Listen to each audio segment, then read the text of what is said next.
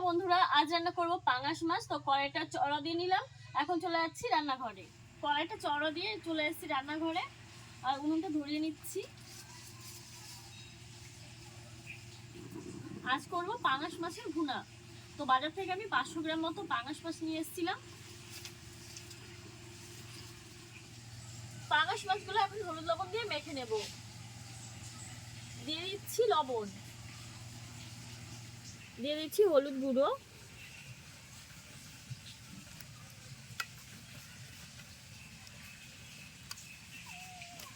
মাছগুলোকে হলুদ লবণ দিয়ে ভালো করে মেখে নিচ্ছি। হলুদ লবণ দিয়ে মাছগুলোকে ভালো করে মেখে নিয়েছি। আর এখন কড়াইতে দিয়ে দিচ্ছি সরিষার তেল।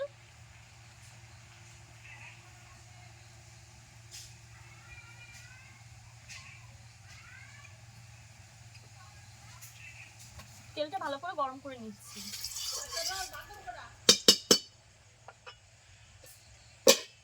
তেল ভালো করে গরম করে নিয়েছি। এই পাঙাশ মাছগুলো ভেজে নিচ্ছি।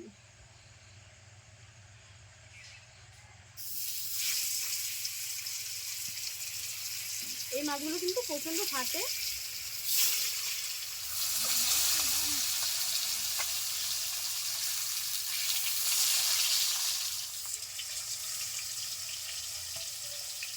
মিডিয়াম আছে আস্তে আস্তে ভেজে নিচ্ছি।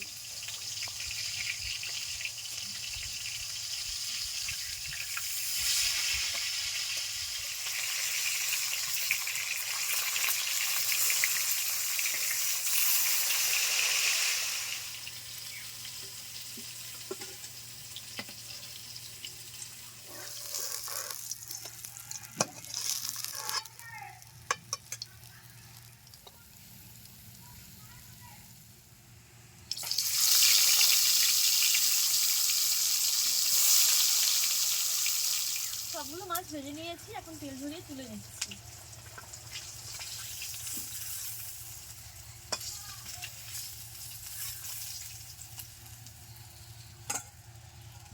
এই মাছ থেকে অনেকটাই তেল উঠেছে। মাছ ভাজার সময় কিন্তু আমি খুবই কম তেল দিয়েছিলাম। আর এই তেলে এখন আমি দিয়ে দিচ্ছি 2টো শুকনো লঙ্কা ফোড়ন। 10 সেকেন্ড মতো আমি তেলের মধ্যে নেড়ে নিয়েছি।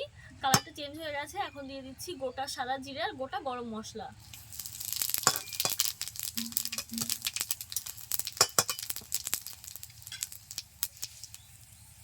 এখন দিয়ে দিচ্ছি পেঁয়াজ কুচি।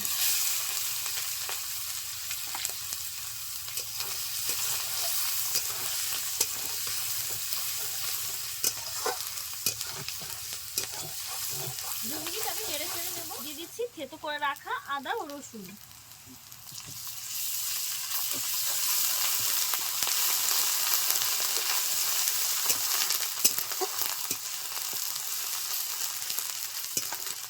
আদা রসুনের কাঁচা গন্ধটা চলে গেছে। এখন দিয়ে দিচ্ছি সামান্য জল।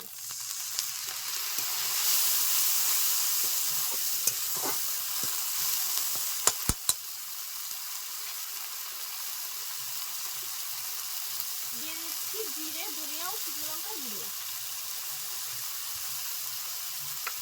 সবকিছু 1 চামচ করে নিয়েছিলাম। লবণ দিয়ে দিচ্ছি, দিয়ে দিচ্ছি হলুদ গুঁড়ো।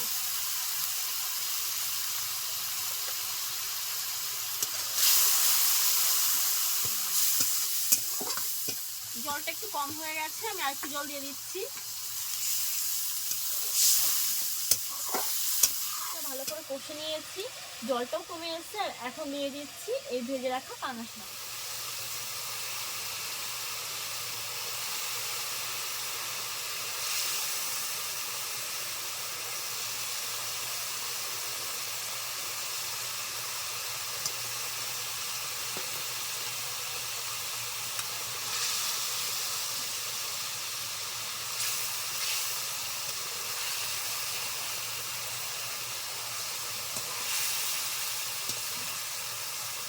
এখন সামান্য একটু জল দিয়ে দেবো, খুবই অল্প।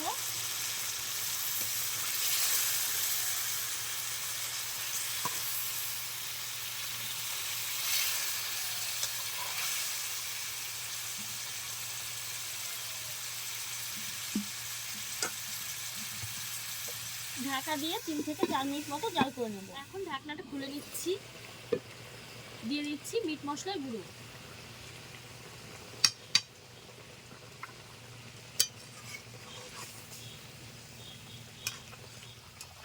সব শেষে দিয়ে দিচ্ছি ধনিয়া পাতা কুচি,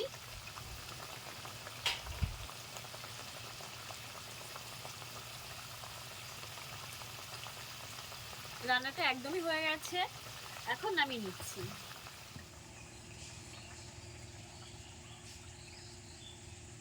রান্না করে নিলাম একদম বাংলাদেশি স্টাইলে পাঙাশ মাছের ভুনা।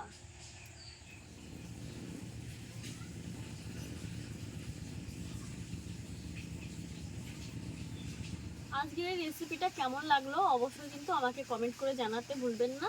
আর ভালো লাগলে আপনাদের কাছে ছোট্ট একটা অনুরোধ, অবশ্যই চ্যানেলটিকে সাবস্ক্রাইব করে আমাদের চ্যানেলের সাথে থাকবেন। আর লাইক, কমেন্ট অ্যান্ড শেয়ার করতে কিন্তু একদমই ভুলবেন না। তো আজকের মতো এখানেই শেষ করছি, নতুন রেসিপির সঙ্গে কাল আবার দেখা হবে। Bye bye.